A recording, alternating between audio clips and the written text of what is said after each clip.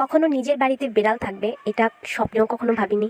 কখনো আমি বিড়াল পালতে পারবো বা বিড়ালকে আমি নিজের হাতে ধরতে পারবো, এইগুলি তো একদমই কল্পনার বাহিরে ছিল। একবার শখের বসে আমার বাবা 3 মাসের একটা বিড়াল বাচ্চা এনেছিল আমাদের বাড়িতে। এটা হয়তো ফিমেল ক্যাট ছিল, তখন আমরা জানতাম না। যখন সে বেবি দেয় তখন জানতে পারলাম যে এটা ফিমেল ক্যাট ছিল, যদিও আমাদের আগের কোনো এক্সপিরিয়েন্স ছিল না, তাই জানতে পারিনি। বেবি হওয়ার পর তার 2টা বেবি ফার্স্ট টাইম সে দেয়, একটা মারা যায়। তো আরেকটা রয়ে গিয়েছিল, সেটাই ছিল ছানা, যার ছবি আমি সচরাচর পোস্ট বা দিয়ে থাকি।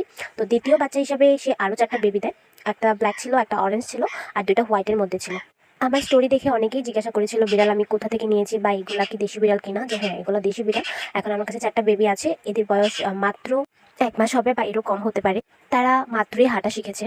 তো আজকে এই ভিডিওটা করার একটাই উদ্দেশ্য, যারা আসলে বিড়াল নিতে চাচ্ছ তারা আমার কাছ থেকে নিতে পারো। এরা একদমই দেশি বিড়াল। এদের দেওয়ার উদ্দেশ্য হচ্ছে আমার বাসায় অলরেডি 2টা বিড়াল আছে, এর বেশি বিড়াল রাখা আমার পক্ষে পসিবল না।